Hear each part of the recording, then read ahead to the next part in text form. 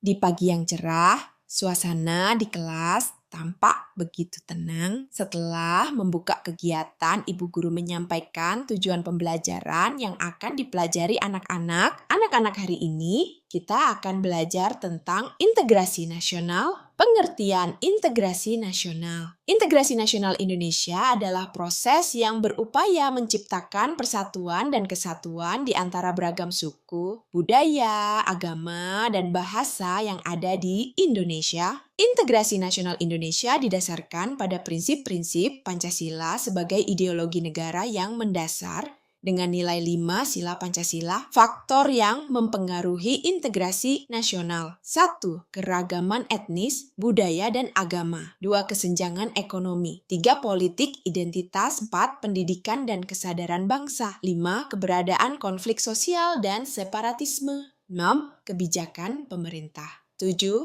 Media dan komunikasi. Keragaman budaya di Indonesia. Indonesia adalah negara yang kaya akan budaya, suku, agama, dan bahasa yang beragam. Integrasi nasional merupakan proses pengembangan kesatuan, persatuan, dan kerjasama yang saling menguntungkan antara berbagai kelompok masyarakat dalam satu negara yang memiliki kebudayaan, suku, agama, dan bahasa yang beragam. Identitas bangsa dalam integrasi nasional Indonesia. Identitas bangsa memegang peranan penting dalam integrasi nasional Indonesia. Identitas bangsa mencakup nilai-nilai, budaya, sejarah, dan cita-cita bersama yang diakui oleh seluruh rakyat Indonesia. Identitas nasional Indonesia didasarkan pada beberapa elemen penting, antara lain 1.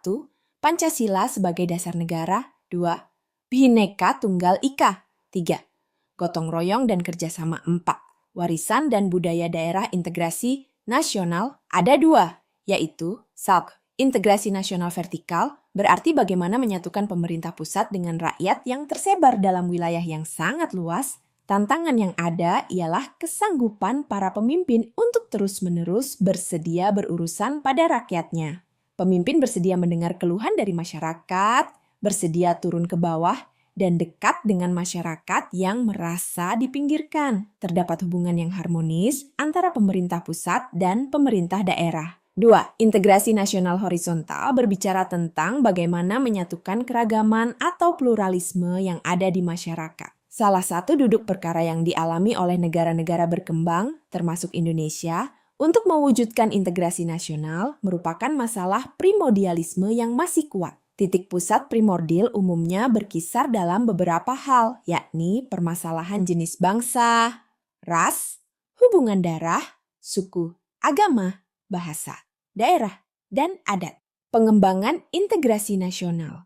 Howard Rignis dalam Muhaimin dan Colin Max Andrews 1995 menyebut ada 5 pendekatan atau cara bagaimana para pemimpin politik mengembangkan integrasi bangsa. Kelima pendekatan yang selanjutnya kita sebut Sepgei Factor yang menentukan integrasi suatu negara adalah adanya ancaman dari luar, gaya politik kepemimpinan, kekuatan lembaga-lembaga politik, ideologi nasional, kesempatan pembangunan ekonomi. Kesimpulan, integrasi nasional merupakan isu penting yang dihadapi oleh banyak negara di dunia, termasuk Indonesia, yang memiliki keragaman etnis, agama, budaya, dan bahasa. Konsep integrasi nasional muncul sebagai upaya untuk mencapai persatuan dan kesatuan di dalam suatu negara dengan mengurangi perbedaan dan meningkatkan kesamaan. Terima kasih.